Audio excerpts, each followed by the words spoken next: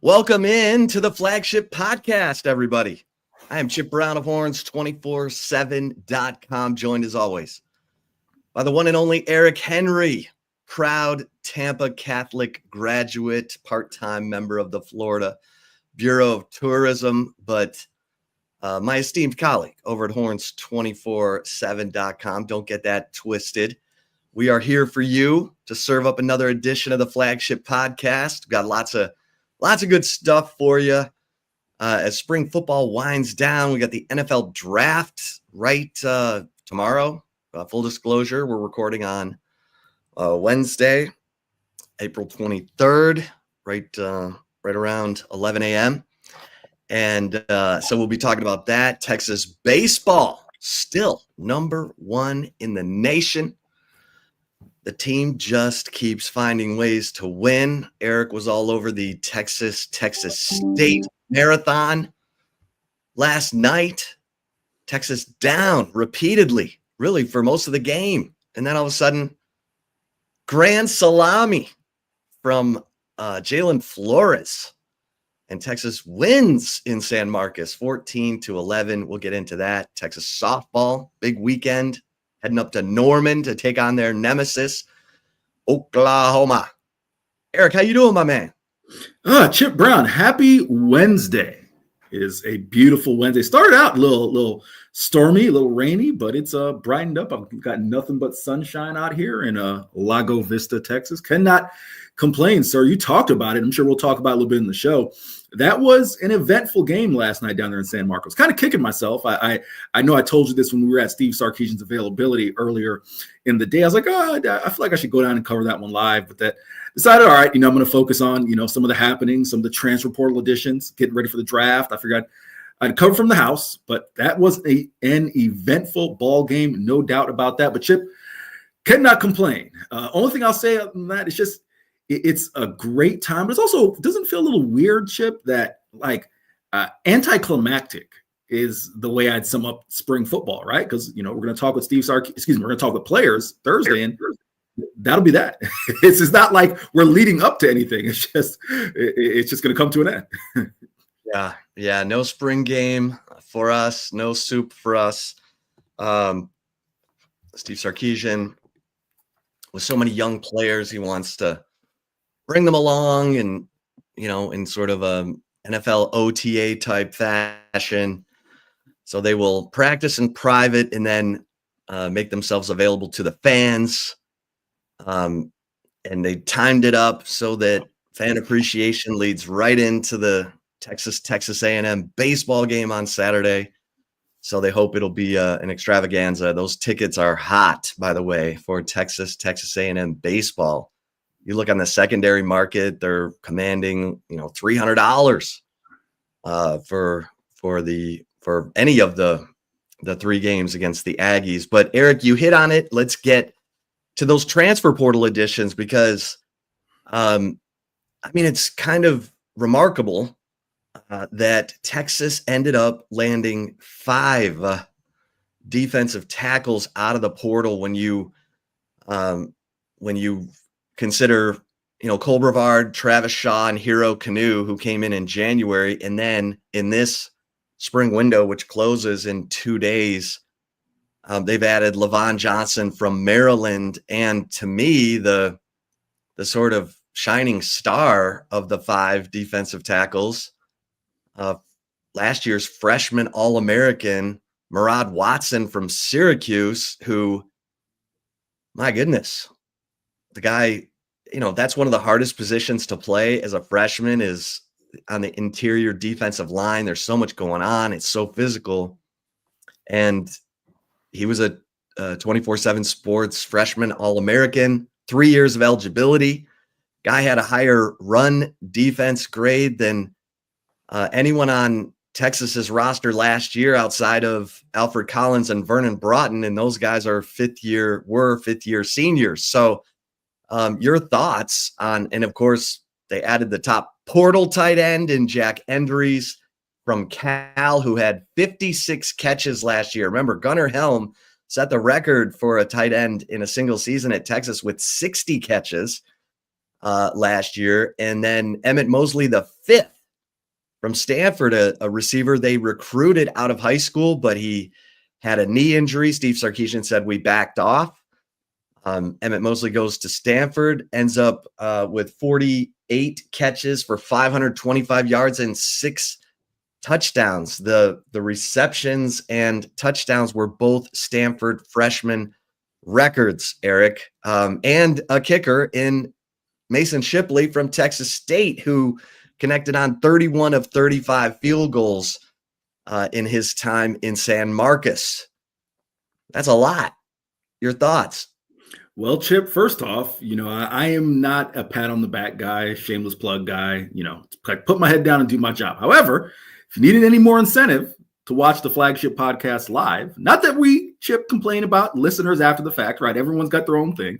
But if you need an incentive to listen to it live, I mentioned on the show last week that Mason Shipley could be an option for Texas in the portal, considering he's right down the road in Texas State. I actually, real quick on Shipley, I guess I'll just start there since I'm talking about him. Here's my thought, Chip.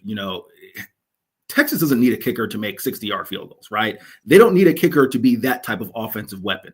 Because ideally, if this offense is what we expect it to be, there aren't going to be a ton of kicking opportunities, right? We don't expect this to look like 2023 Bert Auburn reattempted 35 field goals, primarily because Texas struggled in the red zone so much, he was getting so many of those opportunities. They just need a kicker to make the kicks that should be made.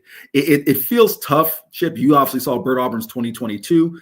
If my memory serves me correct, the most notable highlight of that year was his kick against Alabama, right? That would have given Texas the win. That was the 2022, right? Second game of the year. Yeah. I mean, yeah, he had a kick that forced overtime against Texas Tech. Okay. That kick against Alabama that gave him a 1-point lead with 1:29 left. He had some big kicks in games that ended up being losses, Eric.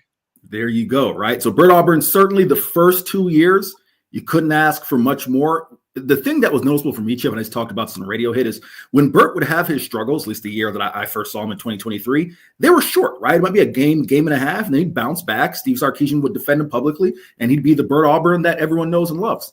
He just never turned that corner last year, right? You kept waiting on Bert to eventually break out of that funk and turn that corner, and Steve Sarkisian gave him a long leash, right? He didn't actually, quote unquote, get benched until the Ohio State game, in which Will Stone would have attempted field goals had Texas attempted a field goal in that game. But I say all that to say they just need a kicker to make the ones that are in range. Mason Shipley, I saw him set what was then a Texas State record in 2022. His lone field goal attempt came against FIU, 54-yarder, hit it dead center. I remember that one as clear as day, and actually set the Sun Belt record last year, making a 60-yarder, right? So he's got the leg, but the accuracy is what matters. If you're in between 35 and 45, Steve Sarkisian expects to try out his kicker, and that to be a guaranteed 3 points. Mason Shipley gives you that. All right, let's get to some of the other prospects. I'll quickly run down the defensive line additions. Let's try this again. Chip has been really high. I'm sure Steve is high on him as well because he brought him in. But Chip has been really high on the addition from Syracuse in Murad Watson. Chip, I don't know if you see it this way, but what it says to me, this feels a lot like last year, where Steve Sarkisian is not willing to leave any stone unturned when it comes to getting those big humans on the defensive line, specifically the interior of the defensive line, to keep guys like Jalen. Man, why am I stuck in 2023? Anthony Hill, not Jalen Ford, to keep Anthony Hill clean to go make tackles from the Mike linebacker spot. But also, Chip, and for our audience, you remember last year they brought in Tia Savea early on, right? Pre-spring.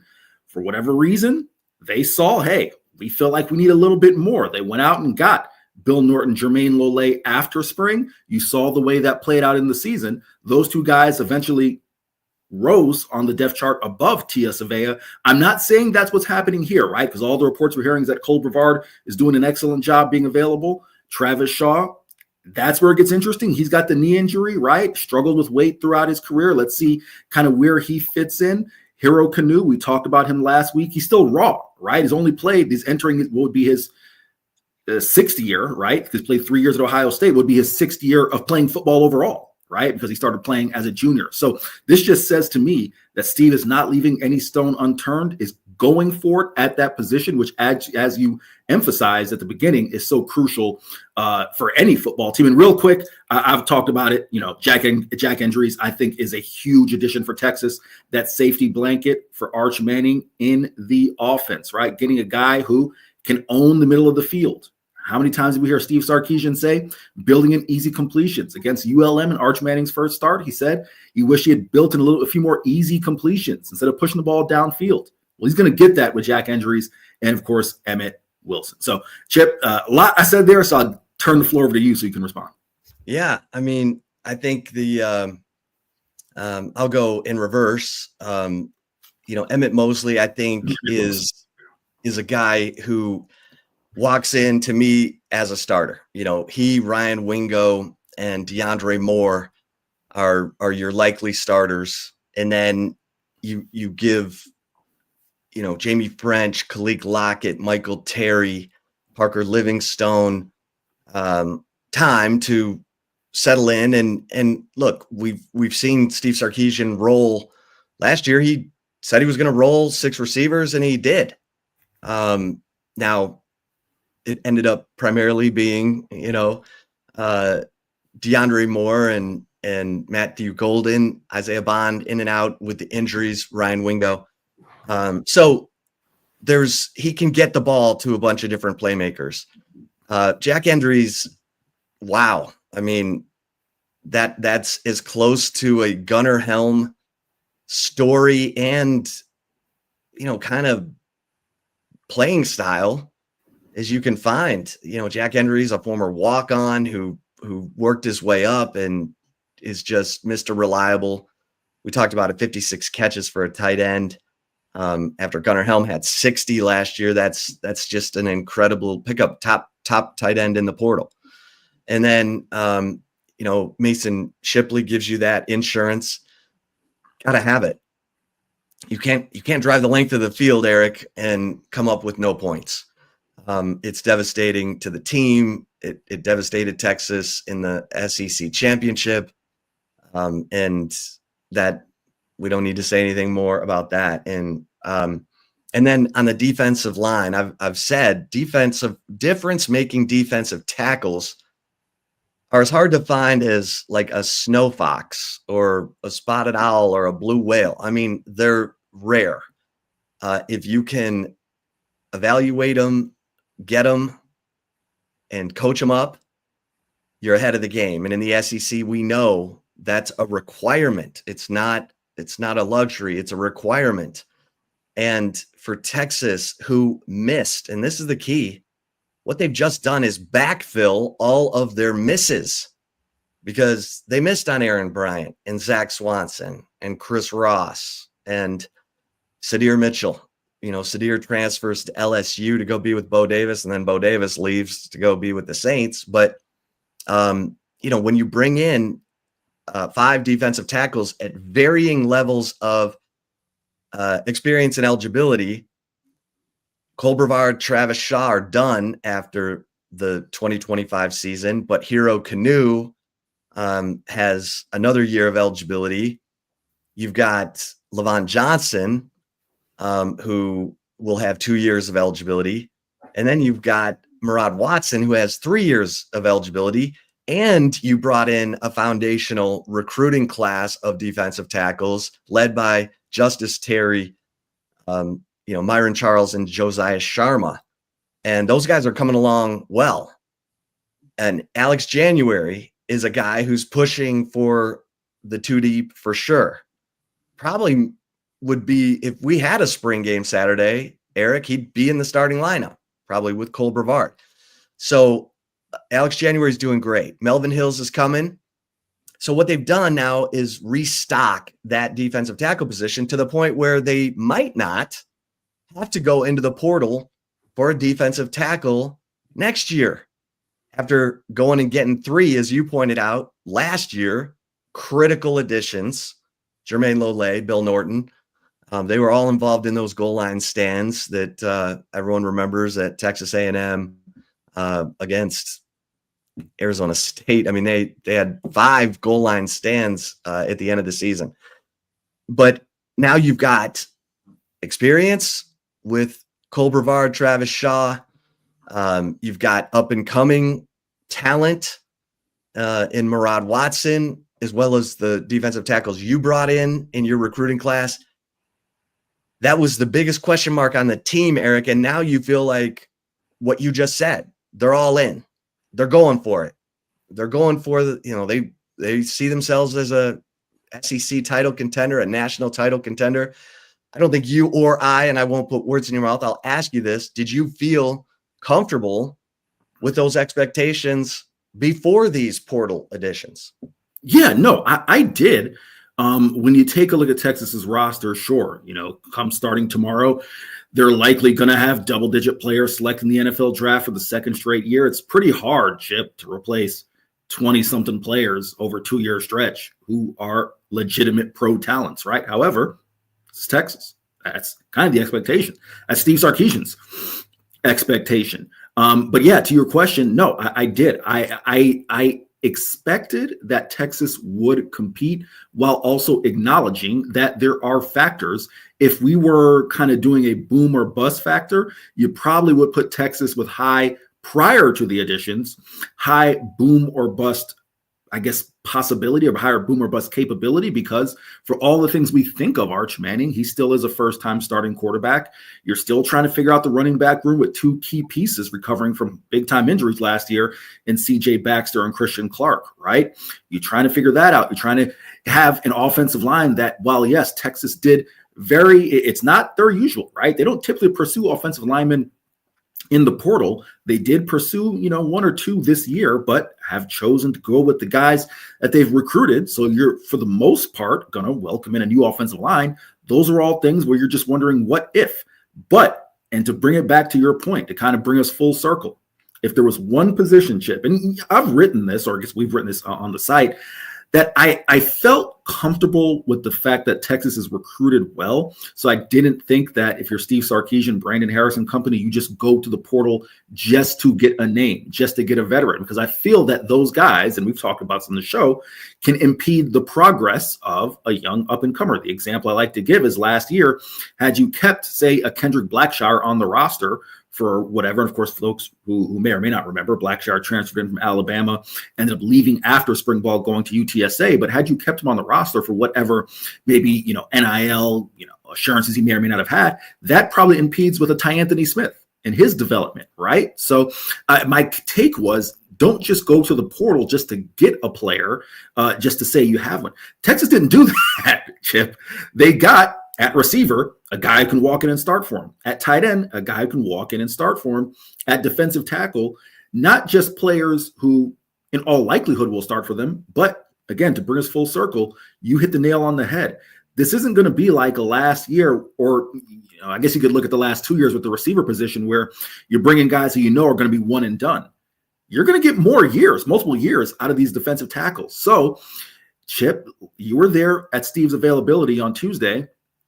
He really seems to emphasize and prioritize having a role model for younger players to kind of pattern themselves after, right? And he said that he looked at some of these positions and realized, we don't necessarily have some of those veteran guys that, young guys who are getting these reps and kind of model themselves after. Well, now, going forward, especially at DT, these young guys, they're going to have guys that they can emulate, and also just bides their time. If they're willing to buy into the process, and Texas has fared pretty well in the portal as far as not losing key guys who can be impact players down the road. They're willing to buy into the process and see what Kenny Baker's doing as far as developing talent. Texas will be fine. So I say all that to say, I guess I kind of veered a little bit from the germ of your question. I felt that way prior to the additions, but I also think the impact of bringing in some of these guys is twofold, because you're not just bringing in a veteran just to say you brought one in. Yeah. Yeah. And if you look at the portal departures, the one that got away, you'd probably say, is Sadir Mitchell. But Sadir was, he didn't break out as a freshman. Now, there were key players ahead of him for sure. And when you know the guys ahead of you are ahead of your talent set, then you understand that I got to keep working. I got to keep making things happen. But here are the portal departures for Texas since the end of last season. Amari Niblack, the tight end who went to A&M. And now with Jack Endries on board, you're not feeling that pinch. Freddie Dubose at receiver, Sadir Mitchell, Justice Finkley at edge. You're loaded at edge. You've got, Ethan Burke, Colin Simmons. They're working Justice Terry at defensive end right now because he's only 263 pounds. Eric, Javion Cole, the corner who transferred in, they're loaded at corner. Tia Savea transferred out. Aaron Bryant, Darian Gillette, Decelia Kana, Jere Bledsoe, Jonte Cook, Bert Auburn, and Malik Agbo. You don't say, man, they got killed by that guy leaving. So again, Steve Sarkisian, as you pointed out, excellent job retaining the players they want to keep. And obviously the portal closes on the 25th. It's the 23rd, but as of right now, those are the names. So again, surgical, I would say. Texas has been surgical because 10 days ago, we asked Steve Sarkisian about portal needs, Hank South, our colleague, and Sarkisian basically indicated they were going to be looking for help at receiver, tight end, and defensive line. Check. So impressive. 5 defensive tackles in the portal. Again, varying eligibility and experience. You've just backfilled all your misses. That's big time. Kenny Baker, Steve Sarkisian, Brandon Harris, excellent job there. So, Eric, I know we've got a lot to get to, but, Arch Manning, Steve Sarkisian said they're leaning on him to be even more of a leader, really to almost be a coach, because right now in these final 2 spring practices, he's got these freshman receivers because Ryan Wingo's been out with the hamstring, and DeAndre Moore's been out with the foot injury. So he's gotten tons of reps with Jamie French, Kalik Lockett, Michael Terry, Parker Livingstone, Aaron Butler, Dalen McCutcheon. And he said, we're leaning on Arch to help coach these guys between plays because he's not inheriting a bunch of veterans who are fixing things on the move. He's got a bunch of guys who are trying to, make their way for their first college start. And that's a lot. It is, Chip. Real quick before I touch on the point of Arch Manning, I always want to acknowledge the people watching live. Thank you, Carol, for watching. She just can't wait till the season starts. Appreciate her watching on Facebook. Now we've got Facebook back up and running. Instagram will be up in short order. Just give me a little time, folks. James Cox, appreciate it, man. Appreciate you rocking us on your birthday. Happy birthday, my man. Hey, James. There we go. Appreciate that. Jack Burton as well. Appreciate you watching. Both of you guys watching on YouTube. Excuse me. Okay, so in relation to Arch, Chip, what kind of made my ears perk up a little bit is when Steve Sarkisian mentioned, or excuse me, it wasn't Steve, I believe it was Arch who mentioned it, and Neil Brown has been working with him on his leadership intangibles, and skills, right? Remember, Chip. Yeah, Neil told him to have lunch with the guys outside of his position group and over on defense and get to know all your teammates. Yeah. I don't want to, get on a soapbox, but I think this is a point that I want to think how I want to say this. Not to sound like an old man here, but in today's just landscape, right? Whatever you want to call it, something as simple as, hey, go take, a different position group out for lunch. That's not your O-line. Or as, we heard Michael Taft talk about this, go talk to some guys who maybe you didn't come in with your class or aren't your friends. Are those things second nature for kids nowadays who are 18 to 22? I don't know, right? I would think, especially for a 19-year-old, it's not common, right, Chip? Because guess what? We all got these. I'll quickly tell a story just to kind of hammer home. There you go, the point that you bring up with Arch, right? In the NCAA tournament, an SEC tournament, you get open locker rooms when you cover basketball, right? Not post game, but when you get those practice sessions and whatnot. I'm not saying that this was a issue at Texas, but it's noticeable. You see 15 guys there, and you might see one or two guys talking, or a couple of guys here camaraderie, being kind talking of basketball. Basketball, yes. But Chip, you know what I also saw? 6 guys picking up their phones right after practice, after the open practice, going right to their phone, checking their phone. Right? It's super easy to just do that, as opposed to what you just mentioned that Neil Brown told them, which is just go take some guys to lunch, get to know them. Right? Let them hear your voice. Let them get to know you. Arch is still 19, or I think he may have just recently turned 20, right around there. So yeah, that is something that you have to consider. The other point I was going to make in terms of being a redshirt sophomore, remember when we spoke with Quinn Ewers this time last year, Quinn was a redshirt junior. And how many times, Chip, did we hear Quinn in the spring and in the fall say he now finally feels like it's his team, it's his building, it's kind of his, franchise, that he can be the CEO. He can be the one to pull guys aside and talk to them, right? That stuff takes time. I know we expect him to do it just because he's Arch Manning, right? And the name, and he's going to be the starting quarterback. But I don't think, Chip, and you've covered sports, for a long time, just because you're the QB doesn't automatically make you the leader, right? That's something you got to earn. So, no, I think that's huge. Arch Manning is working on that and accepting the challenge that's laid out to him by Steve Sarkisian and Neil Brown. Yeah, and Arch Manning will turn 20 on April 27th. There we go. So in four days from now, Arch will turn 20. So I think if you're looking at storylines coming out of spring football, and we'll get into more of it even next week, obviously the transfer portal additions are huge. And I do think that, the receivers, the young receivers have been up and down. And Steve Sarkisian mentioned they don't have a guy in camp in spring ball right now who's setting the tone, because Ryan Wingo and DeAndre Moore have been out with injuries. So they're trying to figure it out, with what Parker Livingstone is the veteran in the group who's not even caught a college pass yet. So they're a younger group.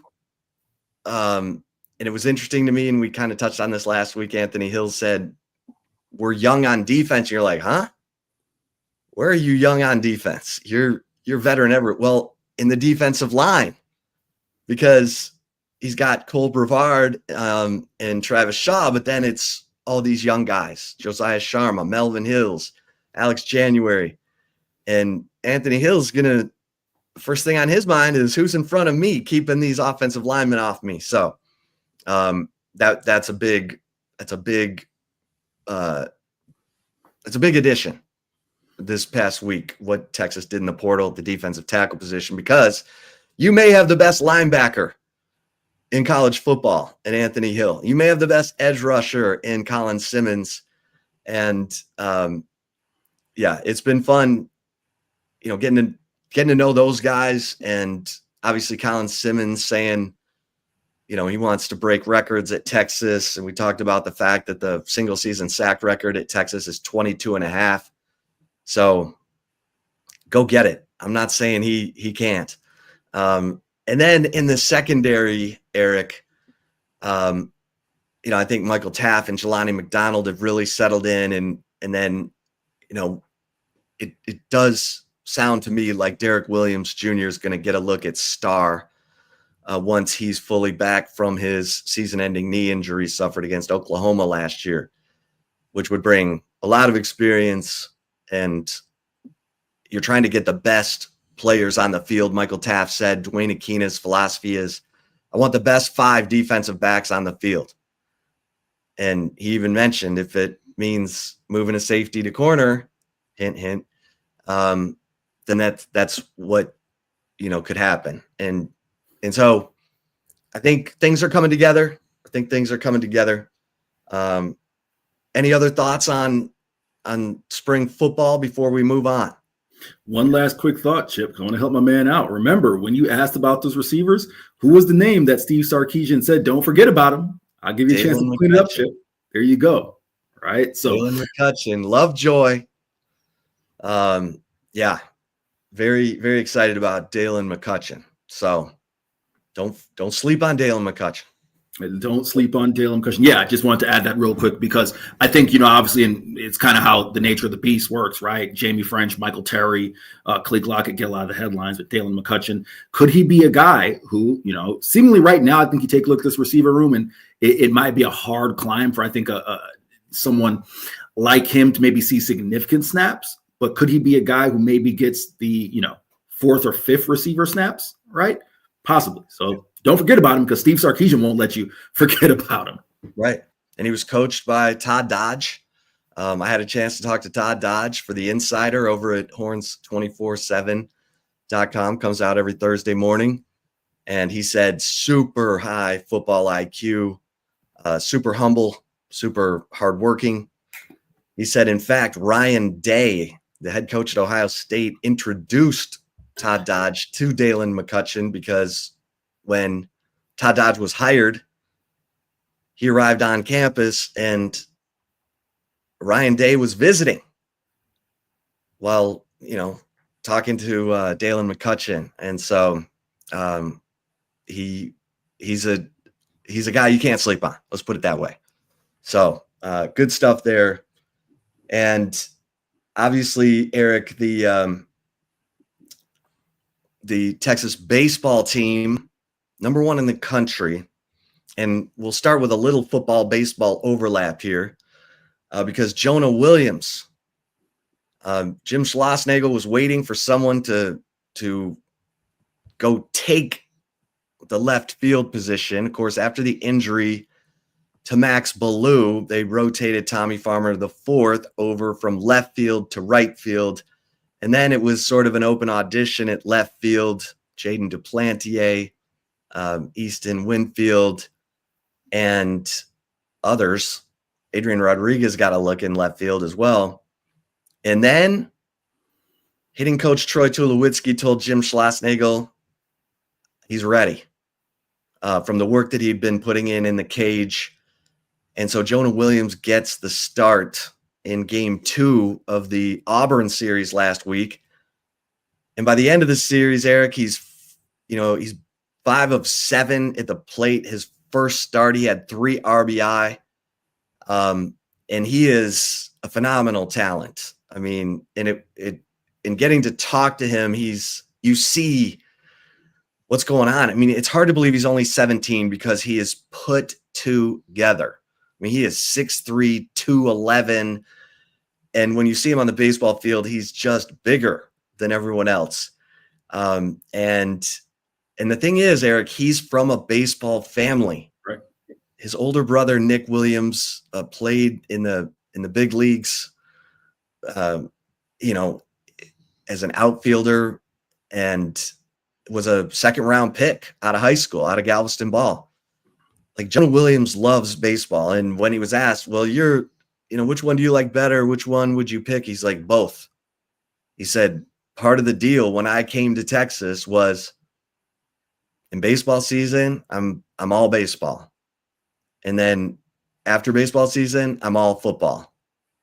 But I'm doing both.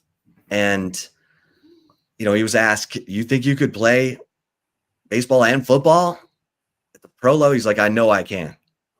And he's, says it with a smile, but all of his teammates said he is the most enthusiastic. He's top rail all the time. When the dugout gets quiet, Jonah Williams, this was before he ever played, was the one saying, guys, come on, game's not over yet. Let's go. And, Jim Schlossnagle said, I recruited this guy for 2 years when I was at Texas A&M to play baseball for me. This is what the big leaguers look like. And it's exciting. Who knows what how this is going to play out for him, but man, he's off to a good start, and he had a hit last night against Texas State. So your thoughts on Jonah Williams? Chip, the first thing that crossed my mind when I had a chance to read back some of the transcripts and listen to or watch the video of Jonah Williams' availability was, it's not surprising, and I don't know if you see it this way, the messaging, whether it's been Jim Schlossnagle, whether it's been Steve Sarkisian, it's been consistent all the way through, right? It hasn't been, I'm guess, of course, a lot of it has to do with the respect both men have for each other. It's a unique circumstance, right? Because Steve played baseball. For those who may not know, Steve was a JUCO baseball player trying to make it before. I always forget the quarterback's name. John something. The kid who got hurt, or the kid who was playing at BYU that essentially brought Steve Sarkisian to BYU. But Steve was a baseball player, right? So he has tremendous respect. Camino Junior College, baby. There you go, right? So Steve has that unique background. But also, you're not talking about someone, Chip, who grew up playing sports, and it's like, all right, I'm just playing sports to keep my mind busy and to, this is something to do when it's football. It's a football off season, right? As we see so many times with athletes, or, play football when it's basketball off season. No, this guy has, as you mentioned, an older brother who played in the big leagues. It's part of his DNA, right? So I'm only saying all that to say that's why I think the messaging has been so consistent, right? It hasn't been anything about, well, we'll kind of see with Jonah, or maybe. No, it's been Steve Sarkisian being supportive of Jonah Williams' baseball aspirations, and Jim Schlossnagle saying, yeah, when he's here, but we also want to try to get him, based on the 20-hour limit. For folks who may not know, student athletes can only, have practice-related activities for 20 hours in a week. So they'll try to get him over to football as much as they can, so we can at least, observe. He might not be able to, hit and do any of those things, but at least observe. They're in lockstep, right? So everything you touched on was really key, really astute as far as his on-field performance. Hard to believe the kid is 17 because, as you said, he is put together. Who knows what he's going to look like in 2 years, right? But he seems very committed to doing both, right? I don't think you're talking about someone who, and granted, with him having the shoulder injury, this was never a real possibility, but he's not just going to leave after his freshman year and go pro, right? And then baseball, because of course you have that option. No, he seems very bought into wanting to do both at Texas for 3 years, at least. So I think that's huge for the Longhorns, both programs. Yeah. I was very intrigued by what Jim Schlossnagle said. He said, look, I'm no football coach, but this guy, Jonah Williams, this is what the big leaguers look like in the MLB. And he said, I'm going to look forward to watching him play football. I'm going to make sure he gets up and gets off the field every time because Jim Schlossnagle values Jonah Williams. And you're right. They were waiting for him because he had the broken collarbone. He came back from that injury. And then they were working him in the cage, working him, in left field. But the hitting was where he was so far behind because he hadn't been able to hit because of the collarbone injury. So once he was recovered from that and they got in the cage, and Troy Tulowitzki felt like Jonah Williams was really seeing the ball and staying through his swing, he tells Jim Schlossnagle he's ready, and Schlossnagle's like, okay, let's go. So here we are, and it's going to be fun to watch. This Texas baseball team, Eric, they've had guys in and out of the lineup. Obviously, Max Ballou's been out of the lineup now for 15 games. But Ethan Mendoza, shoulder injury, they've kind of had to work around that. Adrian Rodriguez missed 7 games. And yet Texas keeps winning. And, there was some, I think Billy Lucci with Tex Ags appropriately heading into the Texas A&M series said, oh man, Texas baseball's had this, nice schedule where all their toughest games are at home. And Texas will go to Arkansas, which had been, at the top of the rankings and is now below Texas, obviously. And the Aggies just beat Arkansas in Fayetteville. In fact, Kimball Schuessler was co-SEC Player of the Week with A&M outfielder Jace Laviolette. Both of them had monster weekends. Schuessler he was 8 of 12 with 10 RBI, 5 runs scored, and 3 home runs. Jace Laviolette was 5 of 12 with 4 home runs and 8 RBI. So they're going to get together this weekend, and Jim Schlossnagle, who led the Aggies to the National Championship Series in Omaha, they came up short against Tennessee. The next day, he takes the Texas baseball coaching job. I'm sure he's very thankful that this series is in Austin, Eric. Where do I start? All right. First off, I did laugh when you mentioned the Billy Lucci comment. I know this may not endear me to our fan base, but I have no Billy Lucci slander. Billy Lucci and the great Taylor Estes bought me a handful of drinks at SEC Media Day. So Billy Lucci's good money with me. Good dude. I have no issue with him. However, I do laugh at that comment because I think, Chip, it's the comment that someone would make if they had not watched this Texas baseball team up close and seen the resiliency, seen just the never say die attitude, the mentality that's the comment someone would make. However, if anyone would know how Jim Schlossnagle gets down, it's Billy Lucci. All right. Jim Schlossnagle doesn't accept mediocrity. He didn't come here thinking, all right, we're going to get this thing off the ground in 2-3 years. Right. He should know better than anybody what the mental makeup of a Jim Schlossnagle baseball team is. So I did get a laugh at that, Chip, because, yeah, I mean, if it was anyone else, I can understand making that comment, but he understands the way Jim Schlossnagle likes to do things. As far as this series, yeah, Chip, listen, you have been in the Lone Star State for a long time. I am about 2 months away from year 2 here in Texas. I'm still learning things. I saw, I guess just to be transparent with the audience, I saw a couple images from some Texas A&M related Twitter accounts or X accounts depicting Jim Schlossnagle as Osama bin Laden. I think that was kind of the thing that's like, oh, this is going to be an interesting week, huh? that me being new to the state couldn't have imagined. Yeah, this thing's already going to be a spectacle. The fact that the first meeting, and listen, the SEC, no storylines. Okay, so I'm a little surprised that they didn't make this first one in Texas A&M to just go all in. The folks in the league office there on the storyline, but yeah, no. Texas gets the Aggies in Austin to keep it on the field.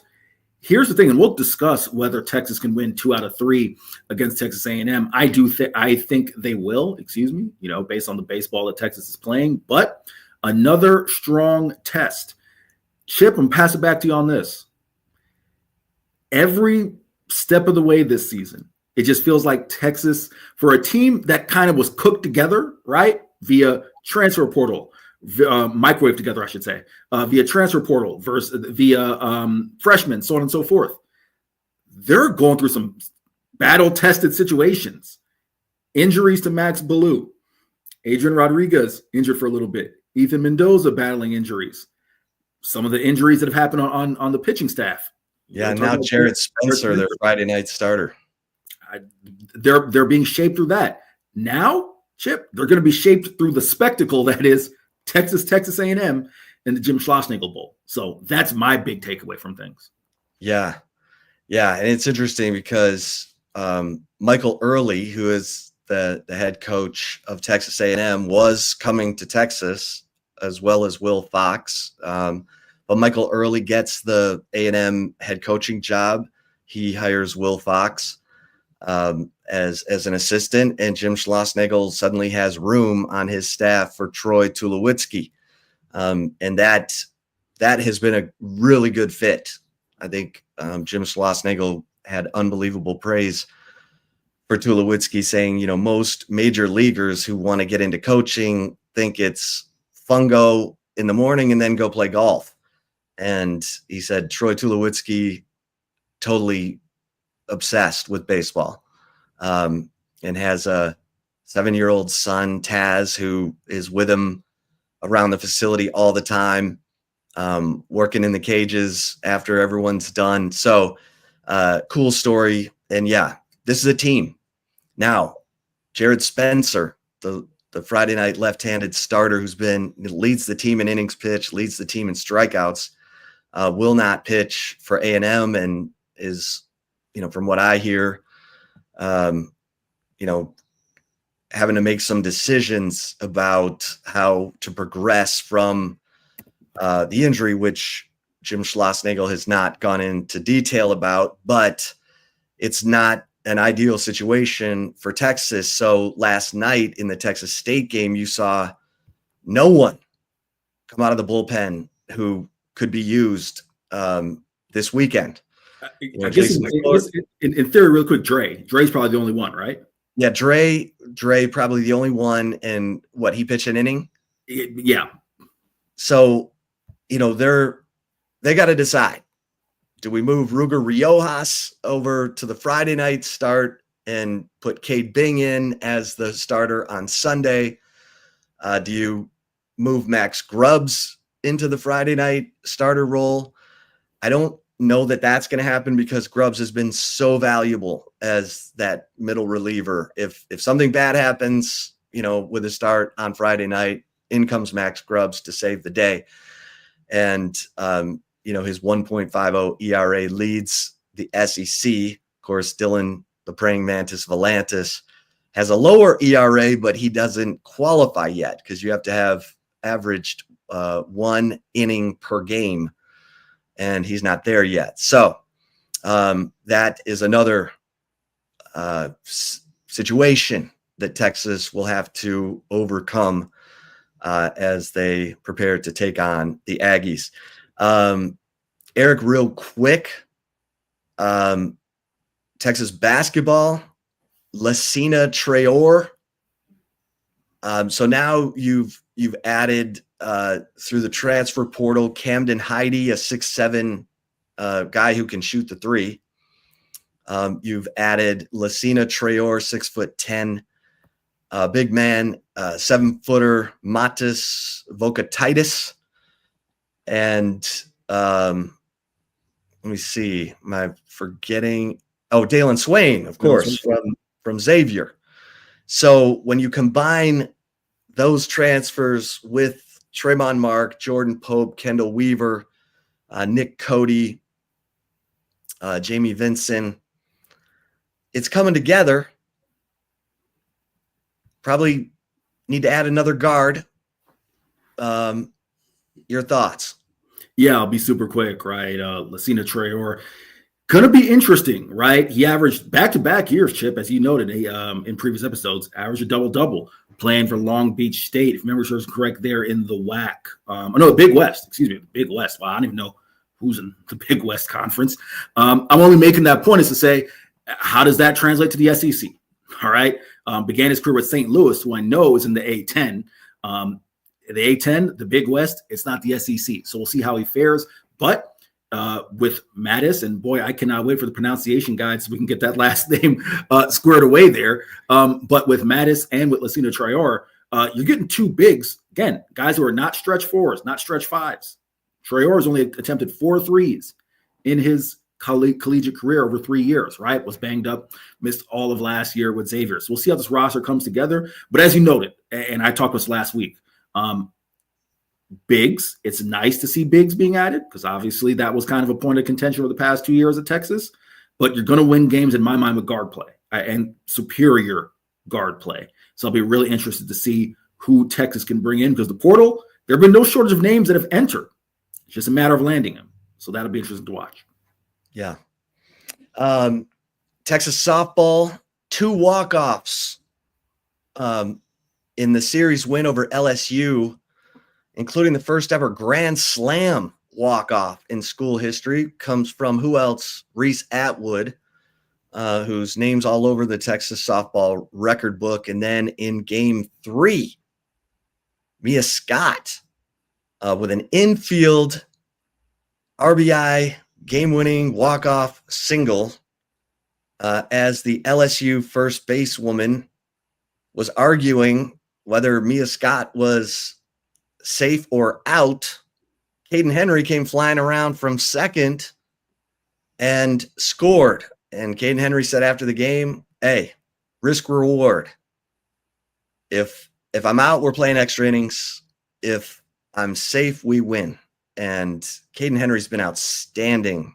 We don't talk enough about Caden Henry, for God's sake. She's 25 of 26 on stolen bases, hits like a machine. And the bottom half of the order needs to pick it up on the hitting, and the pitching has become so Tegan Kavan dominant. But Mike White knows what he's doing. Let's see how the Texas softballers handle Oklahoma this weekend. They're playing Oklahoma State tonight, which is also ranked. So north of the Red River for Texas softball this week. All right, Eric, you ready for some take it or leave it? Chip, it's America's favorite game. You know I'm ready for it. Well, then let's go. All right, who is serving first? As I check my note here, it says I am serving the Chip first. So I will bat lead off. First question. Texas will have 3 players selected in the first round of the 2025 NFL draft. Take it or leave it, Chip. You know what? I'm going to take this. I think the momentum of the Texas Longhorns program, the fact that they've been going to the college football playoff 2 years in a row, and the big plays made by Jahdae Barron, 5 interceptions, Matt Golden, 4th and 13, and all the big plays that he made throughout the season. And Kelvin Banks, who Steve Sarkisian said, I don't know where this nonsense about Kelvin Banks being a guard and not a tackle in the NFL is coming from. He said he's a, day one, walk in, tackle, probably play for 10, 12 years in the league. I think those are your 3 first-round picks. Eric, I'm taking this. What say you? Chip, there have been very few take it or leave it that I feel as strongly about as this one. Kelvin Banks, Jahdae Barron, Matt Golden, all first-round picks. Nothing else to say. Yeah. All right. Take it or leave it, number 2. Jim Schlossnagle will again break A&M hearts because Texas wins this weekend's series in Austin. Take it or leave it, Eric. Yeah, Chip, I'm taking this. Obviously A&M got off to a really, no other way to put it, an abysmal start to the year after being ranked number 1. Now, they've played better as of late. Don't fall into the trap, or I guess I say trap because it was legit how bad they were playing to open the year. Had some injuries, most notably Gavin Grahovic. Yeah, there we go. Most notably him. But Jace Laviolette, hell of a player, right? You got him. That's a great start to any baseball team. And they've played well, like I said, over the last dozen games. They have played really well. But with that being said, do I think this is enough to have the Aggies rise up and kind of have that emotional wherewithal, that boost to take them, that can help them knock off the nation's number 1 team, win 2 out of 3? I do not, especially in Austin. It'd be one thing if Texas was heading to College Station, but that is not the case. So I am taking this, Chip. Yeah, I'm going to take it too. I'm not picking against this Texas baseball team. They just find a way. All right. Take it or leave it, number 3. Apologies, was a little quick on the trigger there twice. I'd pulling the question down. Take it or leave it, number 3, Chip. Number 3, Texas softball. Little Red River Shootout softball edition. Gets the series win at number 4, Oklahoma this weekend. Take it or leave it, Chip.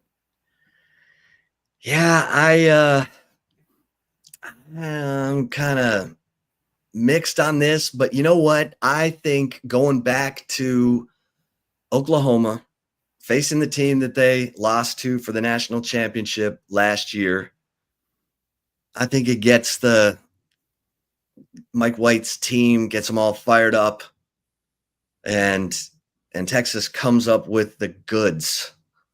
So I think this is going to come down to Sunday for sure. I think they split the first 2 games, but I'll give the nod to the Longhorns because they've been gunning for Oklahoma since Mike White got to Texas. So I'm going to take this, Eric. It's going to be tough, but I'm going to take it. What say you? You took the words right out of my mouth there at the end. Mike White last year. When did Mike White start banging the drum, said, hey, we need new facilities around here, right? It's after he knocked off Oklahoma, right?